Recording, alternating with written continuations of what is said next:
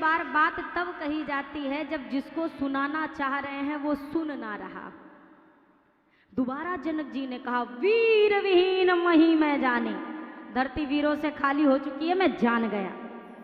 इस बार तो लक्ष्मण भैया सुनने वाले नहीं हैं। जनक जी ने 2 बार क्यों कहा, कारण समझिएगा। जैसे आपने झंडा देखा है, झंडा को लहराने में सबसे महत्वपूर्ण भूमिका किसकी होती है? हैं? जोर से बोलिए, सुनाई ना दे रहा। इतने में काऊ वाऊ कर रहे, जो पता ही ना चल रहा बोल का रहे। हवा, अच्छा हवा खूब होए और लाठी ना लगी होए, अब झंडा लहराएगा? खड़ा ही ना होगा तो लहराएगा कहां से? झंडे को अर्थात एक पताके के लिए सबसे महत्वपूर्ण भूमिका दंड की होती है। अगर डंडा है तो झंडा तो लहराएगा। अरे कहीं ना कहीं किसी दिशा में तो हवा होगी, दाएं नहीं, बाएं नहीं, आगे नहीं, पीछे नहीं। अब एक चीज समझिएगा, जनक जी ने एक बार कहा कोई वीर नहीं है, सब बैठे रहे, लक्ष्मण जी भी चुप रहे। जनक जी समझते हैं, जनक जी परम ज्ञानी हैं, ये विदेह राज कहे जाते हैं। जनक जी जानते हैं कि ये कार्य राम जी कर सकते हैं, पर राम जी को खड़ा कैसे करूं? राम जी ऐसे नहीं खड़े होंगे। अगर राम जी को खड़ा करना है तो इनसे पहले किसी और को खड़ा करना पड़ेगा। वो कौन है? वो लक्ष्मण जी हैं। लक्ष्मण जी कैसे खड़े होंगे? रघुपति कीरति विमल पताका, दंड समान भयो जस जाका। राम जी की कीर्ति रूपी ध्वजा को लहराने के लिए लक्ष्मण भैया डंडे का काम करते हैं। जनक जी जानते हैं अगर डंडा खड़ा हो गया तो रघुवंश का यह कीर्ति रूपी ध्वजा भी अवश्य खड़ी हो जाएगी। तो ध्वजा तो बाद में खड़ी होए, पहले डंडा खड़ा करने का काम करो। तो ये कैसे खड़े होंगे? सोच लिया जनक जी ने, अगर राम जी के ऊपर कोई आंच आ जाए तो लक्ष्मण भैया सहने वाले। मड़ी पर आंच आ जाए तो सर्प तैयार हो जाता है फन फुला के, सर्प को फड़ी कहते हैं। आज अगर रघुकुल के मणि पर कोई बात आएगी तो ये शेषनाग थोड़ी ना शांत बैठेंगे। जनक जी ने 2 बार बोला, धरती वीरों से विहीन है, मैं जान गया। एक बार तो सुन लिया था, दोबारा ना सुन सके। सिंहासन से खड़े भये, जनक जी की ओर देखा, राम जी की ओर देखा, गुरु जी को देखा, राम जी को प्रणाम किया और राम जी की ओर देखकर आज जनक जी को संबोधित करते हुए लक्ष्मण भैया ने कहा, भैया मुझे क्षमा करिएगा। लक्ष्मण का स्वभाव ऐसा नहीं कि लक्ष्मण आपकी आज्ञा के बिना एक श्वास भी ले, पर आज अगर आपकी आज्ञा के बिना ये लक्ष्मण कुछ बोल रहा है तो ये लक्ष्मण के समक्ष आज एक बहुत बड़ा असमंजस आकर स्थित हुआ है। जिस सभा में सूर्यवंशी, सूर्य शिरोमणि प्रभु श्री राम बैठे हों, उस सभा में जनक के जैसा ज्ञानी आकर कहते हैं कि संसार में कोई वीर नहीं है। आज जनक जी जैसे ज्ञानी को लक्ष्मण भैया ने न जनक जी कहा, न महाराज जनक कहा, न श्री जनक कहा, सीधे शब्दों में दृष्टिपात करते हुए संबोधित करना शुरू किया लक्ष्मण भैया ने। अरे कही जनक जैसे अनुचित बानी,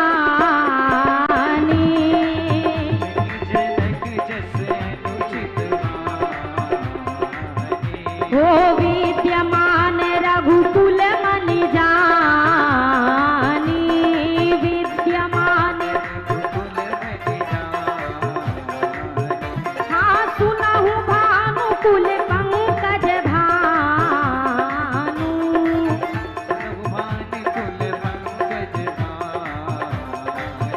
हाँ कहूँ सुभाव न कछु अभिमानु।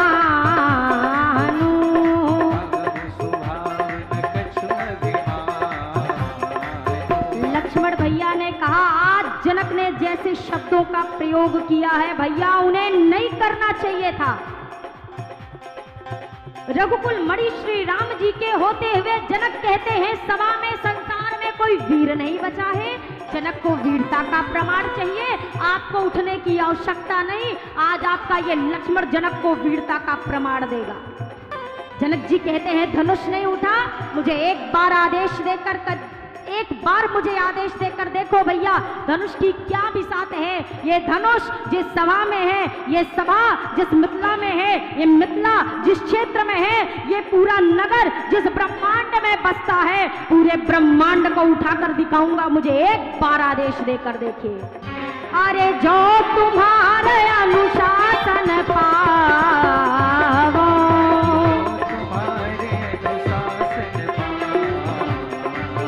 हाँ तो तू कहीं ब्रह्मांड उठावो, तो तू कहीं काचे घट जिम्मेदारों फोरी, काचे अरे सकऊं मेरू मूलक जिमि तोरी, सकऊं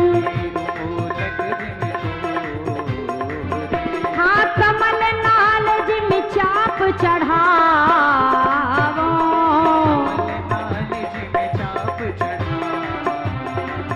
हाँ जो जन सत प्रमाण ले धावो,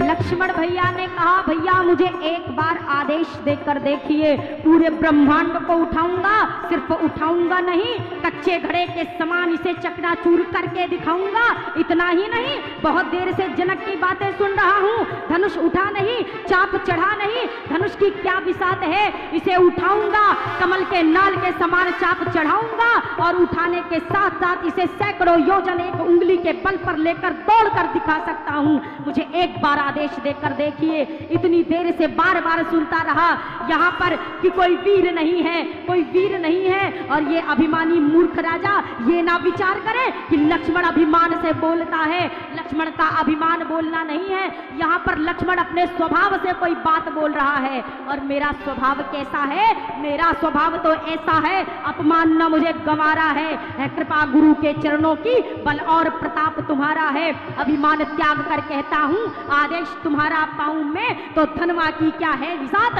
सारा ब्रह्मांड उठाऊं मैं, फिर कच्चे घड़े समान उसे डंबर में फोड़ फाड़ डालूं, या गाजर मूली की नाई चुटकी में तोड़ तार डालूं, जल को थल थल को जल कर दूं, लाऊं उतार कर तारों को सुरमे की तरह पीस डालूं, पृथ्वी को और पहाड़ों को, फिर धनुष पुराना घिसा पिटा ये आता किस गिनती में है, सैकड़ों कोस तक ले दौड़ूं, इतना तो बल उंगली में है। सच्चे योद्धा, सच्चे छत्री अपमान नहीं सह सकते हैं, जिनको सुनने की ताब नहीं वो चुप कैसे रह सकते हैं। रघुवीर राम जी के होते अनुचित माड़ी कह डाली है, रघुवीर राम जी के होते अनुचित माड़ी कह डाली है। ये शब्द हृदय में चुभता है, पृथ्वी वीरों से खाली है, ये शब्द हृदय में चुभता है, पृथ्वी वीरों से खाली है। तोरो छत्रक दंड जीवी तव प्रताप बलनाथ, और जो न करो प्रभु पद शपथ, पुनि न धरो धनुहाथ, पुनि न धरो धनुहाथ, नाथ याही प्रण रोपो, उलटी देऊ ब्रह्मांड निमिषमः यदि मैं कोपो। ये सब राजन को छार करो नाहिन मुख मोरो, सब राजन को छार करो नाहिन मुख मोरो, चरण कमल उरलाय नाथ पल मह धनु तोरो, चरण कमल उरलाय नाथ पल मह धनु तोरो। लक्ष्मण भैया ने शब्द बोले, धरती कंपित हुई, गोस्वामी जी ने कलम उठाई, मानस के मध्य अंकित कर दिया। अरे लखन सकोप वचन जे बोले,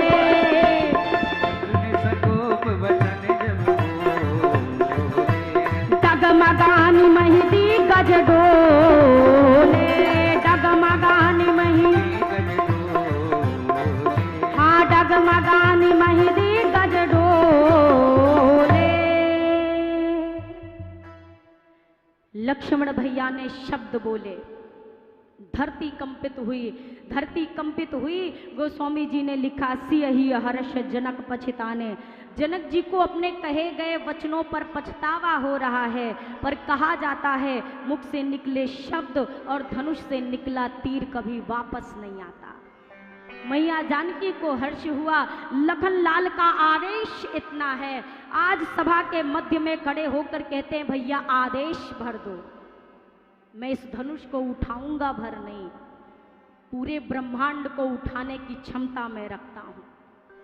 किसी ने कहा ये सब कर लोगे आप? लक्ष्मण भैया ने कहा मैंने बोला कब कि मैं करूंगा? मैंने कब बोला? तब प्रताप बलनाथ। हम अक्सर कई बार सोचते हैं, मानस में हजार प्रसंग ऐसे हैं जो क्रोध करते हैं, उनके क्रोध से धरती कांपती है। तो हम अगर जीवन में क्रोध करें तो क्या बुराई है? मानस की कथा में जिसने भी क्रोध किया वो जोश में रहते हुए भी पूरे होश में रहता है। लक्ष्मण भैया जहां एक और कहते हैं ब्रह्मांड को उठा सकता हूं, कमल के समान इस पर प्रत्यंचा चढ़ा सकता हूं, इस ब्रह्मांड को खंड खंड कर सकता हूं, वहीं पर इतने बात का होश भी है, कैसे कर सकता हूं? तब प्रताप बलनाथ, आपके बल से करूंगा। एक कहावत कही जाती है, घी तेल मसाला तेरा, फिर देख तमाशा मेरा। सारा कुछ आपका होगा, वो तो बस करने वाले में मैं लगूंगा। करेगा कौन? आप करेंगे, मैं अपने बल से थोड़ी ना करूंगा। लक्ष्मण भैया के इस आवेश को जब राम जी ने देखा, सभा कांप रही है, अभिमानी राजा सिंहासन से नीचे गिर गए हैं। राम जी ने लक्ष्मण जी को मुख से बोलकर नहीं बुलाया कि लक्ष्मण यहां आओ। शयन ही रघुपति लखन निवारे, आंखों के इशारे से लक्ष्मण जी को बुलाया। हम भी क्रोध करते हैं, आंखों का इशारा छोड़ दो, हिला डुला के कोई बुलावे तो बुलाने वाले कोई धक्का मार के किनारे कर देते। लक्ष्मण जी इतने आवेश में हैं कि धरती कांप रही है और इतने अपने सेवा में सज्ज भी हैं। राम जी ने आंख का इशारा किया, लक्ष्मण जी आकर बैठ गए बगल में। राम जी ने कहा भैया बोले तो बहुत अच्छा बोले, बोला तो बड़ी हाँ, पर लक्ष्मण भैया तुम्हें क्यों लगता है कि हमारा अपमान हुआ है? अरे हम कौन सा धनुष तोड़ने आए हैं जो हमारा अपमान हो? हम तो धनुष यज्ञ देखने आए हैं, हमारा अपमान नहीं हुआ है लक्ष्मण। और सुनो भैया, देखो धरती हिल रही है, अब तो शांत हो जाओ। सभा में से किसी एक राजा ने कहा, अरे छोटे वाले के तो बोलने से धरती हिलने लगी। दूसरे ने कहा शुक्र मनाओ, बड़ा वाला अभी बैठा है, शुक्र है कि अभी बड़ा खड़ा ही ना हुआ। लक्ष्मण जी कहते हैं सरकार मेरा क्रोध शांत नहीं होगा। राम जी ने कहा अरे भैया धरती हिल रही है, अब तो शांत हो जा। लक्ष्मण जी ने कहा भैया कैसे मेरा क्रोध शांत हो जाए, सब तो हिल रहे हैं, अभी भी वो दो नहीं हिल रहे जिन्हें हिलना चाहिए, एक आप एक धनुष। और जब तक ये दो अपनी जगह से नहीं हिलेंगे मेरा आवेश शांत होने वाला नहीं है। राम जी ने कहा लक्ष्मण सूर्योदय के पहले आकाश में लालिमा बढ़ती है, अब लालिमा तूने प्रकट की है, सूर्योदय गुरु की आज्ञा से होगा। लक्ष्मण वर्षा होने से पहले मेघ गर्जना करते हैं, गर्जना मेरे छोटे भैया ने की है, वर्षा होगी मेरे गुरु की आज्ञा से। दोनों भाइयों की वार्ता है, मानो इशारा विश्वामित्र जी की तरफ है। विश्वामित्र जी ने शुभ समय देखा। भैया किसी भी वीआईपी इंसान की एंट्री ऐसे भीड़ में नहीं होती है। इनसे बड़ा वीवी कितने भी लगा लो, इनसे बड़ा वीवीआईपी तो संसार में कोई है ही नहीं। भीड़ में थोड़ी ना जाएंगे। विश्वामित्र जी ने शुभ समय देखा, आदेश दिया, क्या कहा राघव जाइए धनुष तोड़ दीजिए। प्रतिज्ञा सिर्फ चाप चढ़ाने की है, पर जनक जी के इस विषाद को देखकर विश्वामित्र जी ने कहा धनुष तोड़ दो। राम जी ने कहा क्यों? वैदेही को अगर प्राप्त करने की बात हो तो प्रभु वैदेही तो मेरी है, जो मेरी है उसे प्राप्त क्या करना? और क्या मैं इसलिए जाऊं कि अपने सूर्यवंश के गौरव को बढ़ाने के लिए, बल का प्रदर्शन करने के लिए? गुरुदेव ने कहा नहीं। राम जी ने कहा तो क्यों जाऊं धनुष के पास? गुरुदेव ने कहा राम एक पिता के संताप को दूर करने के लिए ये धनुष तोड़ो। एक पिता आज संतप्त हैं, उनके संताप का खंडन करने हेतु आपको इस धनुष का खंडन करना होगा। राघव जी उठे, गोस्वामी जी ने लिखा रामा विश्वामित्र समय शुभ जाने, राम सिया रामा। रामा विश्वामित्र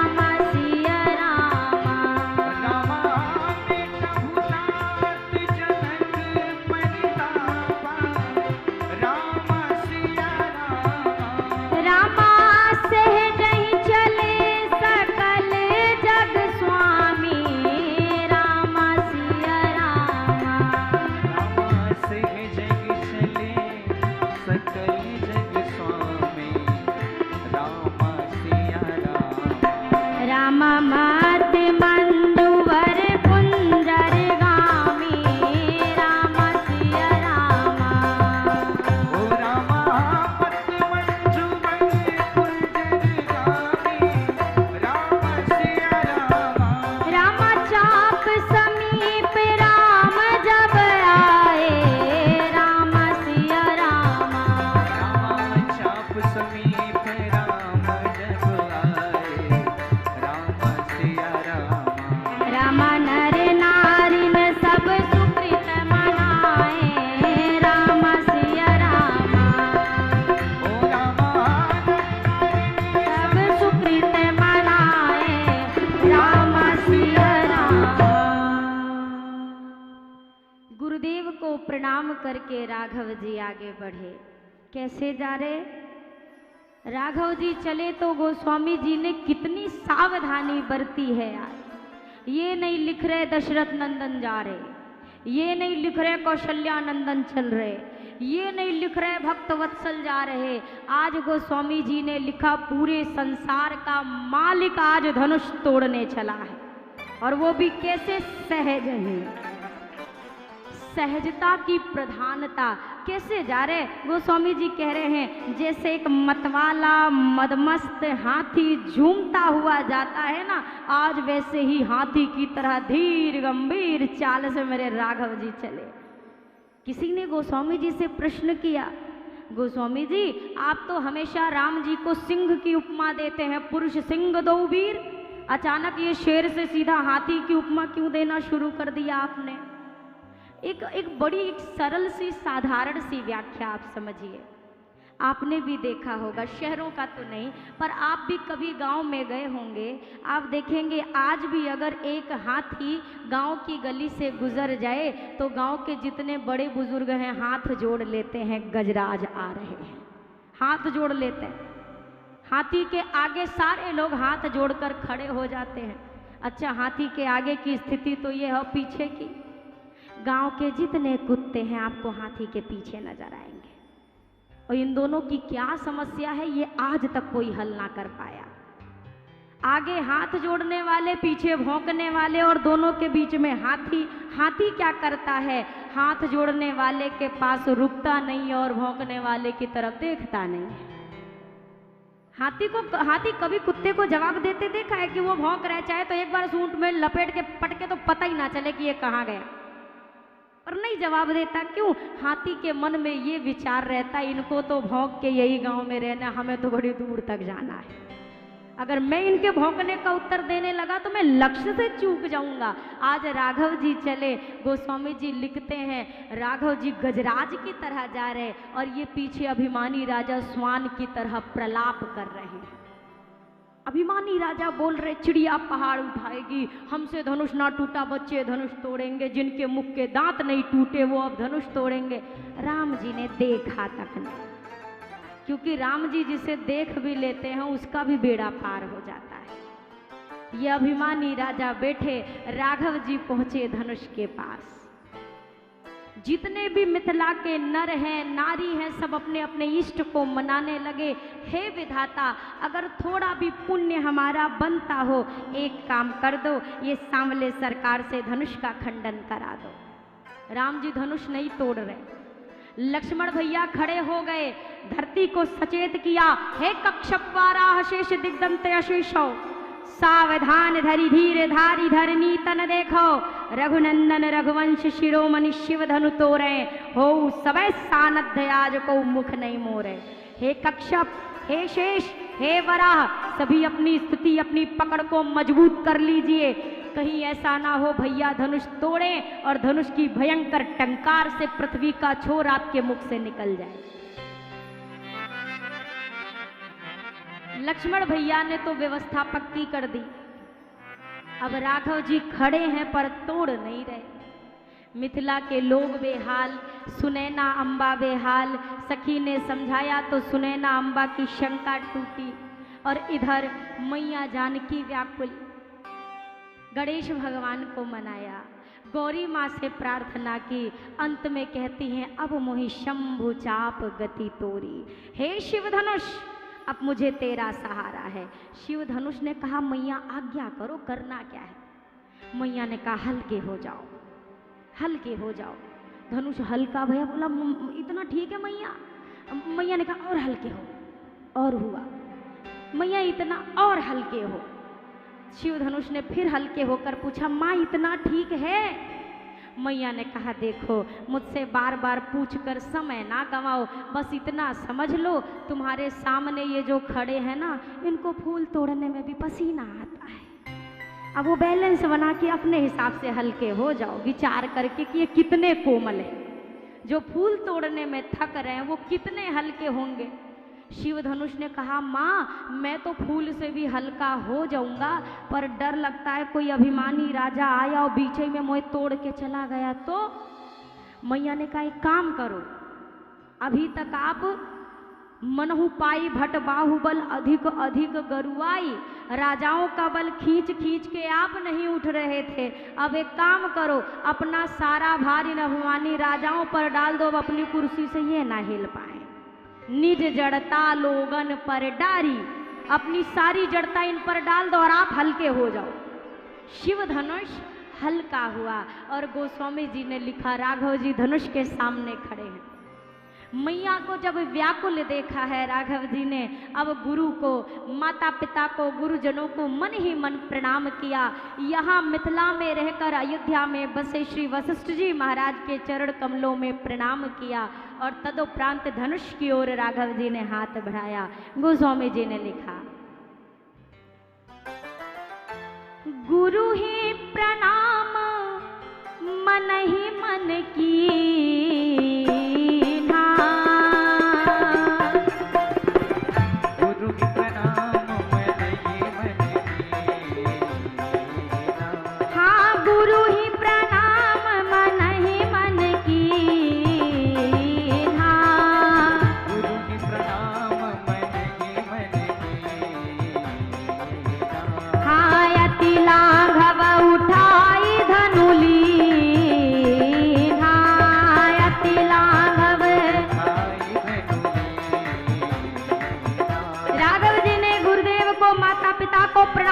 धनुष की ओर हाथ बढ़ाया और हाथ बढ़ाते ही सभा में एक प्रकाश फैला। सब आंखें मलने लगे, कोई देख ना पा रहा आगे क्या हो रहा है। गोस्वामी जी ने लिखा राघव जी ने हाथ बढ़ाया है और आगे अंकित किया अरे लेत चढ़ावत खेचत गाढ़े,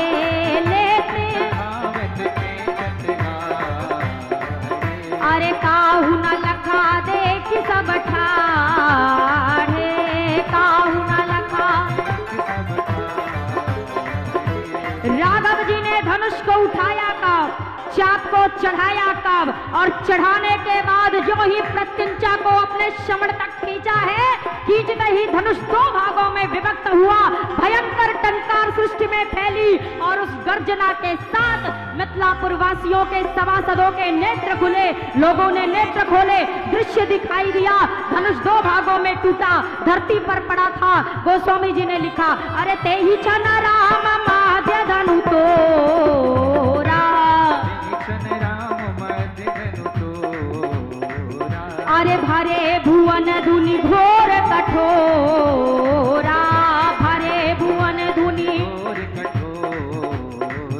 हाँ भरे भुवन धुनि घोर कठोरा। राघव जी ने जैसे ही धनुष का खंडन किया, पूरे सृष्टि में जय जयकार हुई। बोलिए सियावर रामचंद्र की। बड़ा भयंकर जयकारा लगाया आपने, इतने की तो हमें कल्पना भी नहीं थी।